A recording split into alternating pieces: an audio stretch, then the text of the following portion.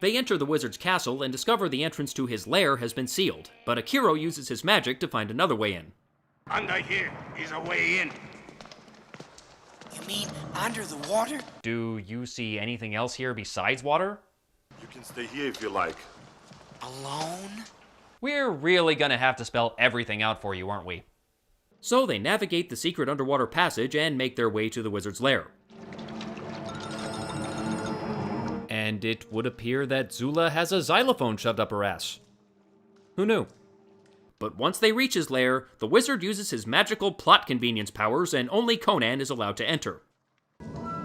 Wizard it open. Wizard it open? Oh. Wizard is not a verb! English, motherfucker! Do you speak it? Sadly, Conan is left on his own to fight whatever the hell this is, as Akiro is unable to wizard the door open.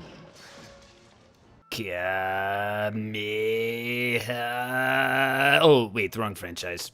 Conan soon realizes that he is unable to harm the beast directly, but after they pull off some ugly pro wrestling moves that would make even a Great Khali match look good, he accidentally discovers he can hurt the beast by simply destroying the mirrors that are all over the room.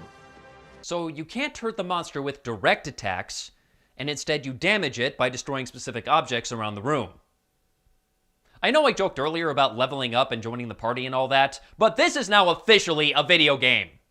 There are only two left, wizard. And you're behind one of them. Which one? Fortunately, Conan chooses the correct mirror, although it didn't really matter since there was nothing to stop them from, you know, moving the fuck out of the way, and the wizard dies.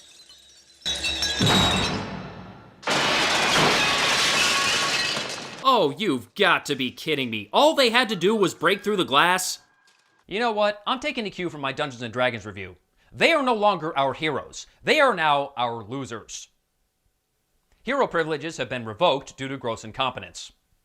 They find Jenna, she grabs the key, this somehow triggers a self-destruct switch, they escape just in time, crappy blue screen effect, yada yada yada, moving on. So our losers wind up in the forest again when suddenly they are ambushed and Jenna is kidnapped. And Bombata seems quite content to just sit back and watch rather than assist. Damn it, clanging my sword against his didn't work. Let me try it again. Oh, I clanged twice that time and it still didn't work. What am I doing wrong? Eventually, our losers defeat their foes and Conan confronts Bombata. This is one of the Queen's guards. Why did they attack us? Not by her order. That was a flimsy excuse. I am very suspicious of you, Bombata. There is only one thing to do. Get completely plastered!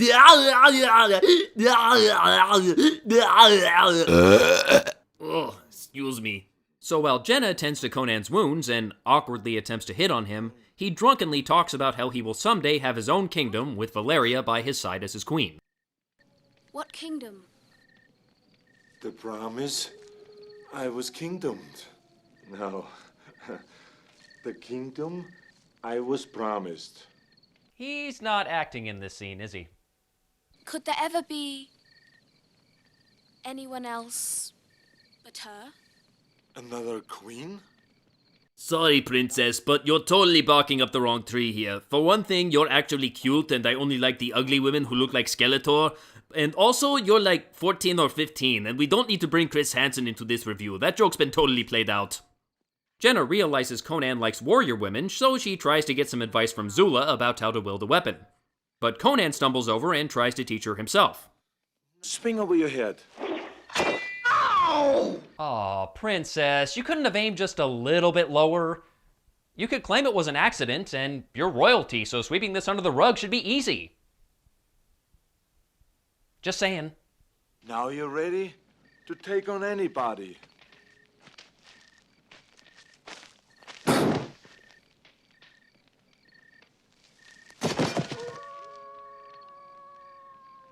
Okay, corny comedy aside, this is a pretty cool scene because it shows just how freaking tall Wilt Chamberlain was.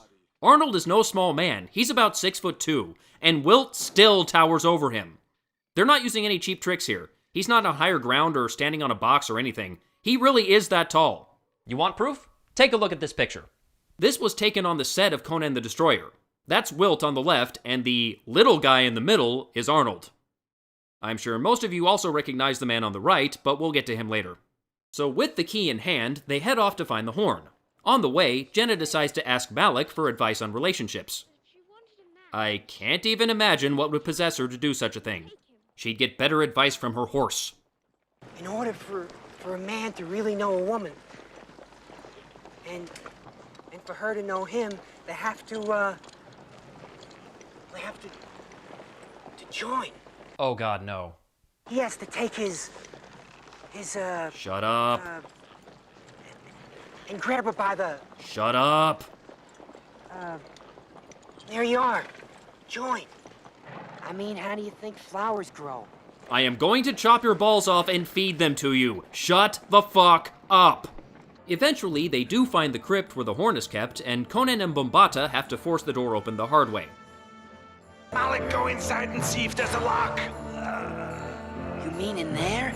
No, in the next room down the hall. Yes, in there! Miraculously, Malik's dumbass does find the lock, and our losers recover the horn. On the way out, Bombata causes a cave-in that traps everyone but him and Jenna. Conan and the others eventually make it out, but by the time they do, Bombata and Jenna are long gone. At this point, Conan finally figures out the fucking obvious, and realizes the queen's promise was a lie. So he and the others ride off to stop Jenna's sacrifice.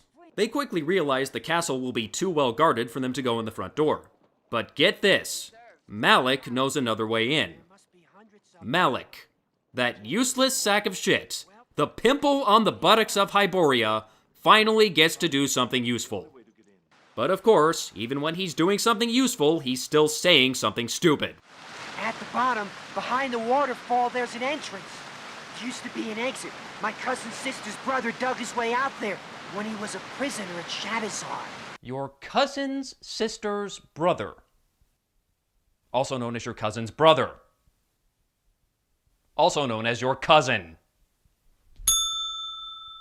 So the party descends the waterfall and... Aw, Conan, why? You could have just let him fall. Hell, if you wanted to save face, you could just reach out and try to grab him and miss. No one would ever know. They make it through the secret passage, and Conan takes care of Bombata while Zula stops the priest from sacrificing Jenna. Unfortunately, they're too late to stop the resurrection of, oh, sweet, merciful crap. What is this? It's like if you combined a rhino, a fish, and Barney the dinosaur, and then tossed the resulting combination in a microwave. Oh, remember that picture I showed you earlier? The man on the right is Mr. Andrei Rusmanov, better known as Andre the Giant. And although he wasn't credited for the role, that's him inside that ridiculous costume. Everybody move! On the advice of Akiro, Conan manages to remove the horn from the god, and he falls down dead. Wow, that's all it takes to kill a god? Just pull his horn out? Why exactly did they want to resurrect this guy? Since her mother got 86'd by Dagoth, Jenna is now queen of this land, and she enlists Zula as captain of the guard, Akiro as her royal advisor, and orders Malik to be fed to the lions. Okay, no, she makes him the court jester, but I can dream, can't I? She also makes an offer to Conan. Rule Shadowzar with me. I will have my own kingdom. My own queen. Besides, I told you earlier you're too young. 15 will get you 20. So the movie ends with Mako promising that Conan will soon find his kingdom, and this story too shall be told. Except that didn't happen since they never made another Conan movie. That doesn't count. So that was Conan the Destroyer, the movie that destroyed any potential the Conan franchise had. The story was dumbed down, the action was dumbed down, and the comedy was just plain dumb. And somehow the geniuses running the studio actually thought this would help expand Conan's audience. But of course, all it did was alienate the audience it already had. If you enjoyed Conan the Barbarian, you should probably skip this one. And if you didn't, this won't change your mind. Now before I go, I'm sure some of you would like to hear my thoughts on the recent Conan the Barbarian remake. But I can't really comment on that movie because I don't remember it. I know for a fact I saw it, but I remember nothing about it. Which probably tells you all you need to know. Anyway, join me next time as we return to the terrifying world of children's entertainment. But until then, I'm the Smeghead, and Hollywood can suck it.